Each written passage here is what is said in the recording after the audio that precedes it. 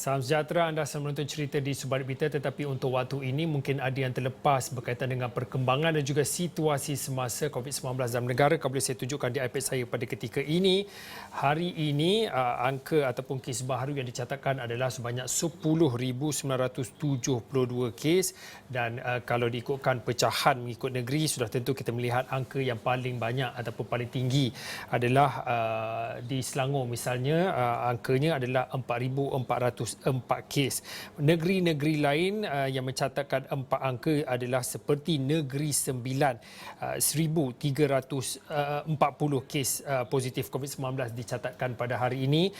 Kalau diikutkan negeri-negeri lain yang mencatatkan angka yang tinggi juga seperti Johor, 876 kes baharu, Sabah 651 kes baru, Kedah 705 kes dan juga Kuala Lumpur 609 kes. Negeri-negeri lain turut mencatatkan angka positif COVID-19 termasuklah Perlis. Perlis hari ini mencatatkan hanya satu angka kes baru positif COVID-19. Satu lagi yang saya nak tunjukkan kepada anda jika ada yang terlepas berkaitan dengan program imunisasi COVID-19 kebangsaan PICK. Kalau diikutkan daripada data yang dikongsikan sehingga 18 Julai 2021, angka besarnya yang boleh anda saksikan seperti tertera di skrin pada ketika ini, 14.347 juta pemberian dos 1 dan juga dos 2 vaksin telah pun diberikan dan juga disempurnakan. Kalau diikutkan angka, kita melihat kepada paling tinggi sudah tentu Selangor, bagi pemberian dos 1 sahaja sudah melebihi pada 3.8 juta, manakala bagi pemberian dos kedua lebih kepada 1.2 juta. Negeri-negeri lain seperti wilayah Persekutuan itu Selangor dan juga wilayah Persekutuan Kuala Lumpur yang saya sebutkan sebentar tadi, kalau diikutkan anggaran populasi hampir ataupun lebih pada 45.9% populasi bagi Selangor dan juga wilayah Persekutuan Kuala Lumpur lengkap dos 1 sahaja. Kalau yang lengkap dos 2, 14.6%. Butiran dan juga perincan lanjut boleh anda saksikan seperti tertera dan anda boleh terus ke astroawani.com untuk mendapatkan laporan dan juga butiran lanjut. Baik, untuk waktu ini, kalau di awal tadi saya nak tunjukkanlah rakan saya Faris Azman, dia ada beliau ditugaskan untuk membuat satu liputan berkaitan dengan ada satu event ataupun majlis yang membabitkan timbalan Perdana Menteri.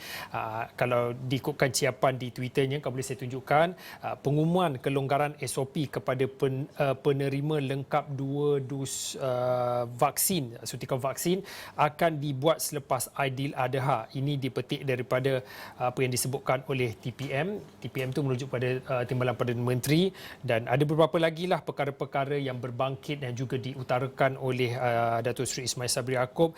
Selain itu kita melihat kepada SJR juga diperketatkan pada hari ini menjelang Aidiladha.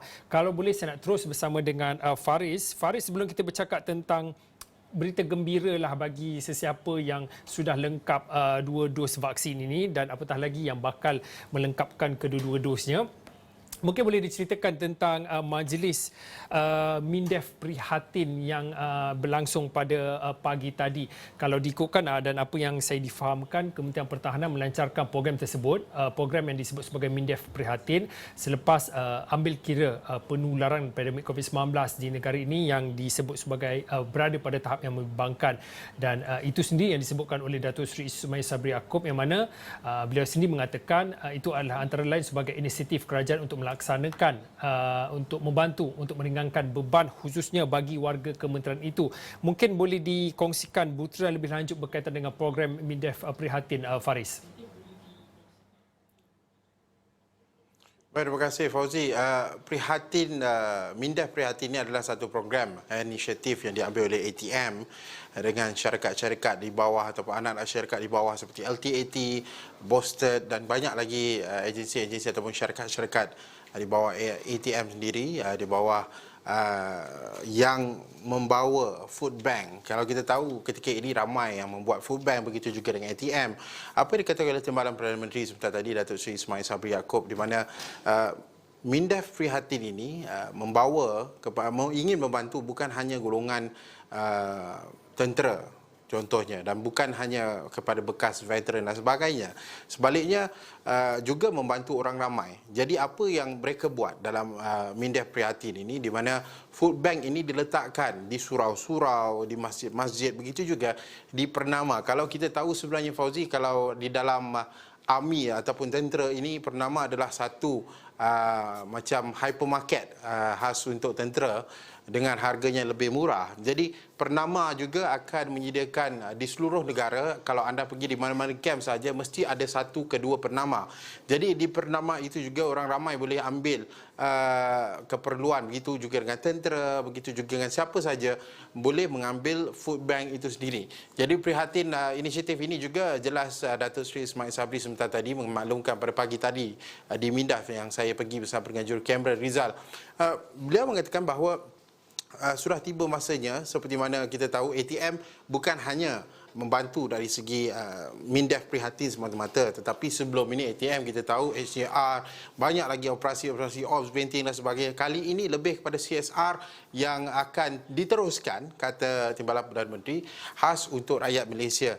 Dan bagaimana dapat dana-dana itu adalah daripada anak-anak syarikat, untuk memastikan food bank itu sentiasa ada di seluruh Pernama di seluruh negara, dan juga bersama dengan masjid-masjid dan surau-surau.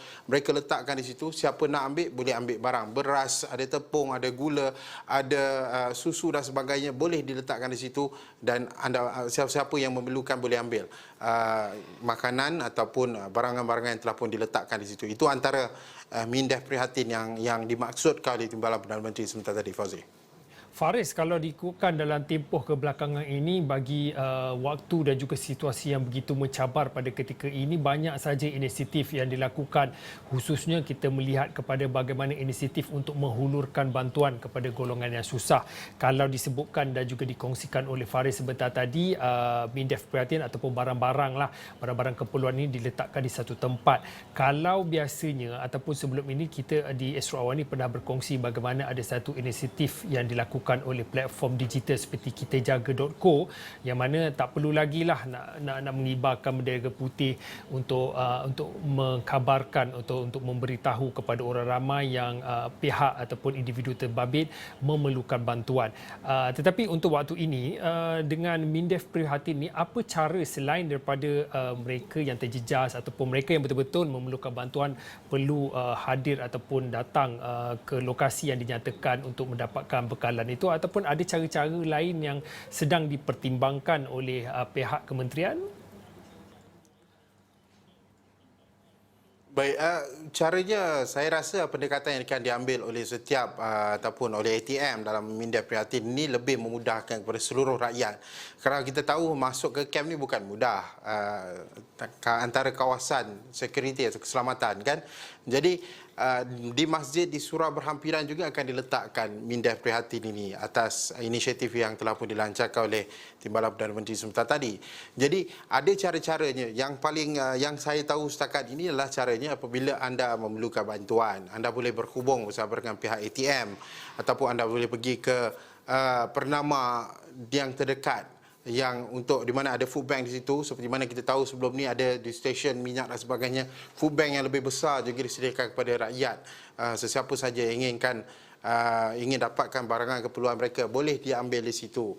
Jadi dia memudahkan juga, sebab kita tahu sekarang ni varian Delta agak menular dan sebagainya, Fauzi. Jadi untuk keselamatan, food bank itu diletakkan, sesiapa saja ingin boleh pergi ambil dan sebagainya, untuk mengurangkan kontak di antara pembantu dan juga penerima. Jadi itu antara inisiatif dan itu antara cara yang paling terbaiklah buat masa ini. Kalau kita tahu food bank di mana-mana pun sekarang ini lebih kepada groceries itu diletakkan, siapa yang ingin pergi ambil. Jadi bukanlah seperti yang kita hantar mereka ke rumah dan sebagainya, mungkin kita terdedah dengan risiko itu. Jadi inisiatif yang terbaik ketika pandemik dan ketika boleh katakan penularan wabak COVID-19 setiap hari juga angkanya merisaukan. Jadi dengan kaedah ini lebih memudahkan bagaimana cara untuk pihak-pihak yang memerlukan, selain mereka mengibarkan bendera putih, mereka boleh pergi dan ambil saja barang keperluan yang mencukupi buat mereka. Mungkin bukan sehari dua, mungkin boleh ambil dalam seminggu dua. Jadi itu inisiatif yang dikatakan dalam Mindef Prihatin sebenarnya, Fauzi.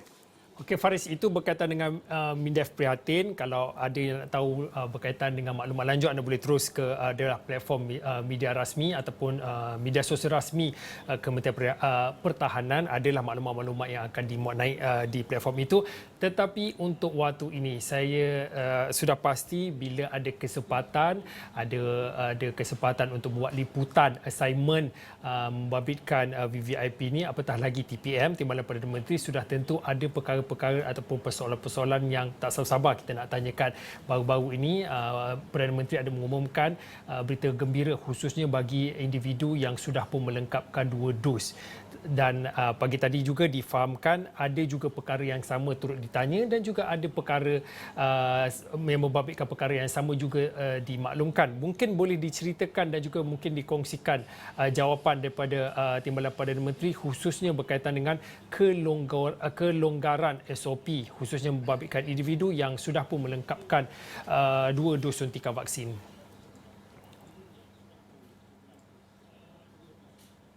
Baik, sudah tentu kita tahu apa yang dikatakan oleh Timbalan Perdana Menteri ini adalah satu yang ditunggu-tunggu amat dinantikan.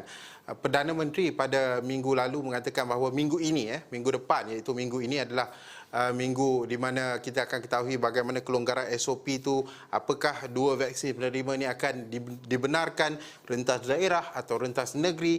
Tetapi kita tahu dalam Pelan Pemulihan Negara, kalau untuk rentas daerah itu mungkin masuk ke fasa 2 dan rentas negeri itu mungkin kita perlu memasuki fasa ketiga.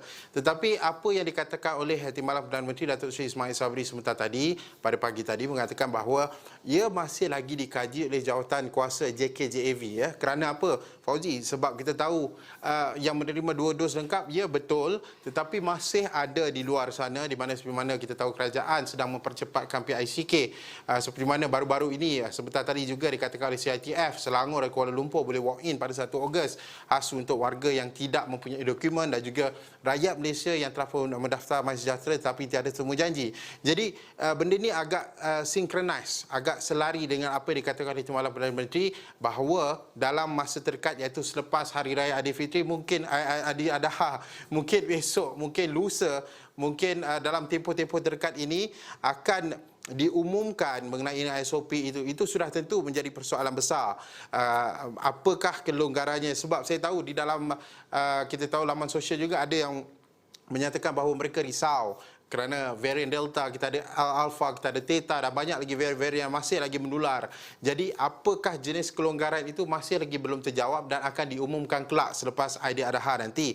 Dan pada masa yang sama juga dalam sidang media itu juga Datuk Seri Ismail Sabri turut menyentuh perkara-perkara lain. Dan sebelum saya menyatakan mengenai perkara itu, mungkin kita dengarkan apa yang dikatakan oleh Datuk Seri Ismail Sabri sedikit. Ya, seperti yang diumumkan oleh Yang Amat Berhormat Perdana Menteri bahawa kita akan memberi kelonggaran kepada rakyat yang telah mendapat 2 dos vaksin. Sekarang ni pihak jawatan kuasa teknikal sedang mengkaji secara detail siapa yang boleh bergerak untuk boleh pergerakan dibebaskan, dilonggarkan untuk yang mendapat 2 vaksin. Apa sektor perniagaan yang boleh dilonggarkan apabila mendapat 2 vaksin. Jadi perkara ini sedang diteliti. InsyaAllah lepas raya nanti mungkin kita akan umumkan. Lepas raya nanti. Baik, itu jelas Timbalan Perdana Menteri mengenai dengan apa yang kita katakan sebentar tadi, Fauzi, di mana SOP kelonggaran sedikit akan diberikan kepada penerima 2 vaksin, 2 dos vaksin yang lengkap. Sudah tentu ini antara berita yang mungkin melegakan sedikit kerana hampir beberapa bulan kita sekatan pergerakan dilaksanakan, tapi baru-baru ini PKPD di Selangor dan KL diangkat ataupun ditamatkan, dan tetapi kita masih dalam pelan pemulihan fasa 1 berbanding dengan negeri-negeri lain yang kini memasuki fasa 2. Tetapi dalam sidang media yang sama juga Datuk Seri Ismail Sabri juga turut menyentuh mengenai dengan kita tahu hari ini 19 hari bulan, dalam tempoh beberapa hari saja lagi 1 Ogos ordinan darurat yang telah pun dilaksanakan di negara kita akan berakhir ataupun akan tamat. Jadi apa dikatakan oleh Datuk Seri Ismail Sabri juga, apabila ordinan darurat ini tamat, di mana kita tahu kompaun yang dikenakan sebelum ini di bawah Akta 342 lebih kurang RM50,000 kepada setiap syarikat ataupun premis perniagaan yang ingkar pada SOP. Tapi apa yang dijelaskan oleh beliau sangat mudah. Kerana jika sebelum ini Akta 342 hanya RM1,000 saja denda maksimum, tetapi pada masa sama apabila ordinan darurat ini diwujudkan ataupun dilaksanakan RM50,000 denda yang lebih tinggi adalah untuk memberi pendidikan ataupun untuk memberi satu peringatan juga kepada mereka-mereka yang mengingkar. Tetapi pada masa sama juga Fauzi, kita lihat setiap hari ada sahaja pihak-pihak yang ingkar, kilang premis perniagaan, begitu juga dengan kedai-kedai tertentu, begitu juga dengan kelab malam masih lagi berfungsi, ada juga yang masih operasi walaupun tidak dibenarkan sejak PKP 1.0. Tetapi apa yang dikatakan oleh Datuk Seri Ismail Sabri, 1 Ogos nanti kita akan melihat kompaun RM50,000 ini apabila ordinan darurat itu ditamatkan akan bermula kembali, iaitu RM1,000. Tetapi beliau mengharapkan bahawa perkara ini bukanlah boleh diambil mudah dan dipandang rendah oleh setengah pihak, terutamanya kepada syarikat-syarikat besar, kerana RM1,000 itu mungkin hanya 0.0 berapa peratus daripada keuntungan mereka. Tetapi beliau berpesan kerana bukan disebabkan denda itu sahaja, tetapi bagaimana kerjasama tanggungjawab setiap pihak untuk memastikan penularan wabak COVID-19 ini dapat diturunkan. Dan mungkin kita dengarkan sedikit penjelasan daripada Datuk Seri Ismail Sabri. Setakat ini kita masih 50,000, ya. Ordinan darurat saja yang membolehkan kita membuat perubahan dari segi meningkatkan hukuman, ya. Kerana kalau mengikut Akta 342, Akta 342 Kementerian Kesihatan yang kita gunakan untuk perintah kawalan pergerakan, hukuman yang boleh dikenakan hanya RM1,000. RM1,000. Sebab itu bila kita isytiharkan darurat, kita buat pindaan melalui ordinan untuk tingkatkan hukuman sehingga RM50,000 untuk syarikat. Kalau dulu RM1,000, memang langsung tak boleh, syarikat tak takut langsung. Sebab itu kita tengok setiap malam, setiap hari saya umumkan, pub, kelab malam, pub dan sebagainya yang tak pernah dibenarkan buka sejak PKP 1.0 lagi. Tetapi setiap hari ada saja pub, kelab malam dan sebagainya diambil tindakan, ditangkap dan sebagainya. Tapi kalau setakat RM1,000, nothing. Tak ada apa bagi pihak mereka. Mereka membuat keuntungan mungkin berpuluh-puluh ribu satu malam dengan membuka secara haram. Mereka bayar je RM1,000. Sama. Kilang-kilang pun sama. Kalau dulu only RM1,000. Apa saja pelanggaran SOP, hukumannya RM1,000. Kilang ataupun individu. Tapi kita pindah. Kita tingkatkan sehingga RM50,000 untuk syarikat. Masih lagi ramai berpandangan tak cukup. Dan darurat akan tamat pada 1 hari bulan Ogos ini. Bermakna selepas itu kita kena balik kepada Akta 342 yang lepas, RM1,000. Ya. Baik, itu jelas Datuk Seri Ismail Sabri mengenai dengan ordinan darurat yang akan ditamatkan pada 1 Ogos, Fauzi sebenarnya. Tetapi beliau mengharapkan, kerajaan mengharapkan, jelas beliau, bahawa walaupun ordinan darurat ini ditamatkan, tetapi walaupun kompaun itu kembali kepada RM1,000 maksimum di bawah Akta 342 di bawah Kementerian Kesihatan Malaysia, mengharapkan agar semua pihak, terutamanya pihak-pihak syarikat, kilang dan sebagainya, mereka ini mengikut SOP yang telah pun ditetapkan. Kerana apa yang penting, akhirnya jika penularan itu berlaku, apa yang kita hadapi dalam tempoh setahun lebih ini mungkin Fauzi akan lebih panjang jika tiada kerjasama dari semua pihak. Terutamanya kita perlu menjadi contoh seperti di Labuan. Apabila syarikat-syarikat ataupun kilang-kilang ini mempunyai industri bubble-nya sendiri dan mereka mengikut SOP yang telah pun ditetapkan dan pelanggarannya agak minimum. Jadi itu harapan yang telah pun diberikan oleh Timbalan Perdana Menteri kepada semua pihak, bukan hanya kerajaan tetapi rakyat dan juga industri perlu bekerjasama dalam satu tim. Itu jelas Datuk Seri Ismail Sabri. Okey Faris, sebenarnya banyak lagi perkara nak kita bualkan berkaitan dengan liputan yang Faris lakukan pada pagi tadi berkaitan dengan MINDEF Prihatin, dan juga adalah beberapa input daripada sidang media yang dibawakan dan juga telah dituliskan oleh Faris. Anda boleh terus baca di esroawani.com. Adalah berkaitan dengan kompaun RM1,000, kembali kepada kompaun RM1,000 selepas ordinan darurat tamat, dan juga berkaitan dengan individu yang lengkap 2 dos ada kelebihan pilihan dan perkara itu sudah pun diteliti oleh JKJV dan akan diumumkan selepas adik ada. Terima kasih kepada Faris atas perkongsian liputan yang dilakukan pada hari ini. Cerita berehat seketika kembali lagi selepas ini.